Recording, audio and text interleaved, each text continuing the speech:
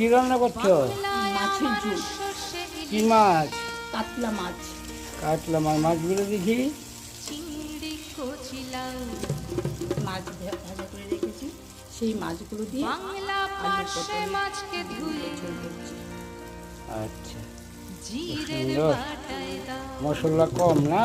কম মশলায় কাঁচা লঙ্কা খুব ভালো। এবার ঝোল দিচ্ছি। মাছের ঝোল হচ্ছে না।